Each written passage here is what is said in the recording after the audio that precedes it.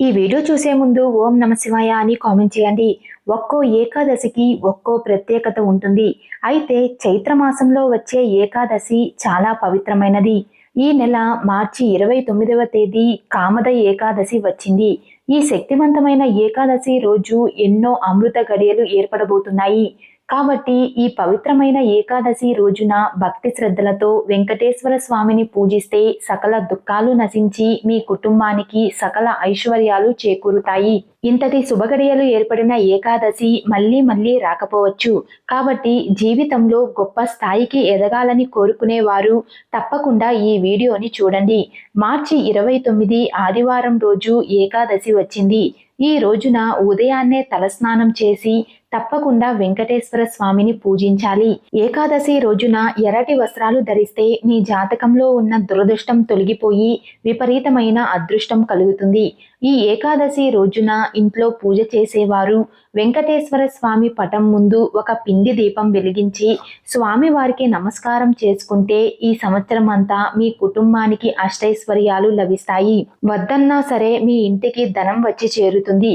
ఏకాదశి రోజున చేసే పూజలకు 1000 రెట్ల పుణ్య ఫలితం లభిస్తుంది. విపరీతమైన డబ్బు సమస్యలతో బాధపడేవారు 11 యాలకులను ఒక దారానికి గుచ్చి యాలకుల మాలను తయారు చేసి మీ పూజ గదిలో ఉన్న వెంకటేశ్వర స్వామి పటానికి ఆ యాలకుల మాలను వేసి నమస్కారం చేసుకోండి. ఇక మీకు పట్టిందల్లా బంగారం అవుతుంది. ఈ సంవత్సరం అంతా ఎలాంటి డబ్బు సమస్యలు లేకుండా భోగభాగ్యాలను అనుభవిస్తారు. ఇంటి గుమ్మాన్ని అదృష్ట ద్వారంగా భావిస్తారు. కాబట్టి ఈ ఏకాదశి రోజున తప్పకుండా గుమ్మానికి పసుపు రాసి కుంకుమ బొట్లు పెట్టుకోండి. ఏకాదశి రోజున ఇంటి గడపలకు పసుపు రాస్తే స్త్రీలకు దీర్ఘ సుమంగళి ప్రాప్తి వరిస్తుంది. లక్ష్మీదేవి ఆశీర్వాదంతో మీ భర్త ఆదాయం కూడా పెరుగుతుంది.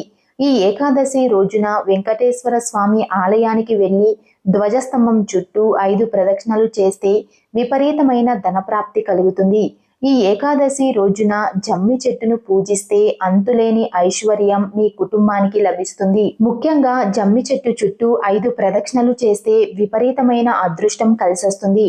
అలాగే డబ్బు సమస్యలతో బాధపడేవారు జమ్మి చెట్టు కింద ఒక నెయ్యి దీపం వెలిగిస్తే డబ్బు సమస్యలన్నీ తొలగిపోయి ఆకస్మిక ధనలాభాలు చేకూరుతాయి. ఏకాదశి రోజున స్నానం చేసేటప్పుడు నీటిలో కొంచెం పసుపు వేసుకొని స్నానం చేయండి.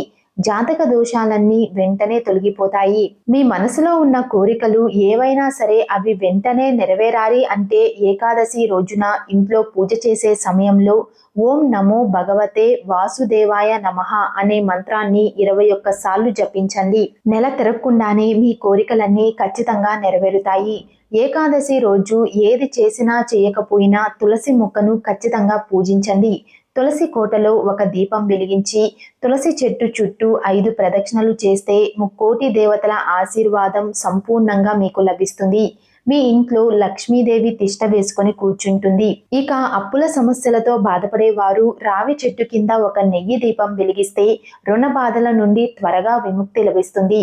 విశేషంగా ఈ ఏకాదశి రోజున సాయంత్రం 6 దాటిన తరువాత మీ ఇంటి గుమ్మం ముందు 2 దీపాలను వెలిగించండి.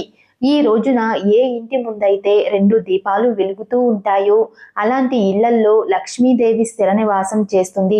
మీ ఇంట్లోకి తప్పకుండా లక్ష్మీదేవి అడుగు పెడుతుంది. మరీ ముఖ్యంగా ఏకాదశి రోజున ఉపవాసం ఉంటే మీ జీవితంలో ఉన్న కష్టాలన్నీ తొలగిపోతాయి. ఈ రోజున చేసే ఉపవాసం 1,000,000 ఉపవాసాలతో సమానం.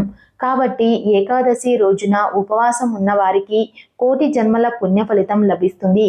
మీ కుటుంబంలో ఉన్న సమస్యలన్నీ తొలగిపోయి మీ ఇంటికి అఖండ రాజయోగం సిద్ధిస్తుంది. ముఖ్యంగా ఏకాదశి రోజున సాయంత్రం సమయంలో పొరపాటున కూడా ఉప్పు తినకూడదు.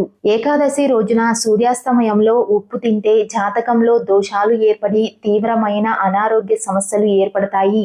అలాగే ఏకాదశి రోజున సాయంత్రం సమయంలో అన్నం తినకూడదని పండితులు చెబుతున్నారు.